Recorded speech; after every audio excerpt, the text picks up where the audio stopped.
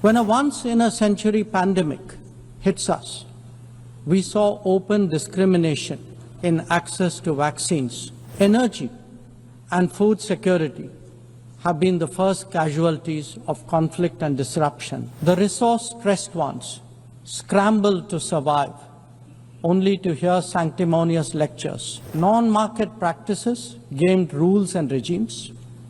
The resulting concentration exposed the world to leveraging. Now see tariff volatility and uncertain market access. When a once-in-a-century pandemic hits us, we saw open discrimination in access to vaccines and to travel.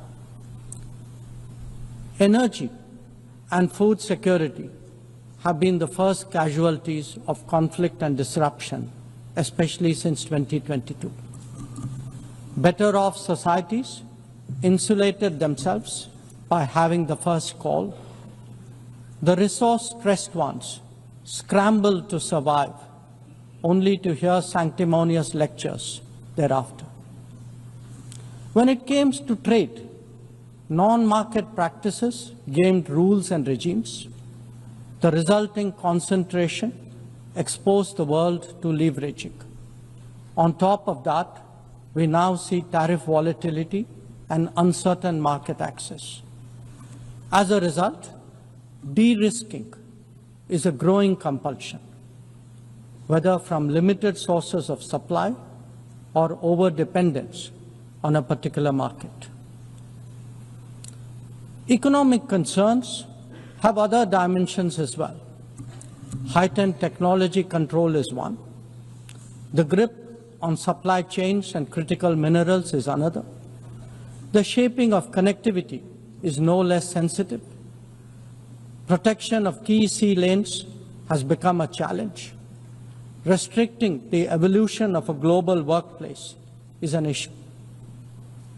Each makes a compelling case for more international cooperation, not less. But are we really headed in that direction? And where has the UN actually made a difference? Madam President, as members of the UN, we meet here as sovereign equals.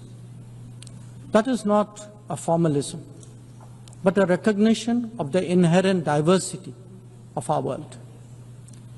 Understandably, we have different history, traditions, heritage, and culture. For them to coexist, for them to enrich each other, it is imperative that we foster understanding and respect. This will only happen when we resist political interference and economic pressures, when narratives are free of prejudice, when double standards are abjured, and when pluralism is truly appreciated. Madam President, Excellencies, while asserting our rights, we must also firmly face up to threats. Countering terrorism is a particular priority because it synthesizes bigotry, violence, intolerance, and fear. India has confronted this challenge since independence, having a neighbor that is an epicenter of global terrorism.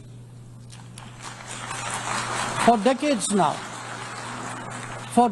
now, major international terrorist attacks are traced back to that one country. UN's designated lists of terrorists are replete with its nationals. The most recent example of cross-border barbarism was the murder of innocent tourists in Pahalgam in April this year. India exercised its right to defend its people against terrorism and brought its organizers and perpetrators to justice. Because terrorism is a shared threat, Madam President, it is essential that there is much deeper international cooperation. When nations openly declare terrorism a state policy, When terror hubs operate on an industrial scale, when terrorists are publicly glorified, then such actions must be unequivocally condemned.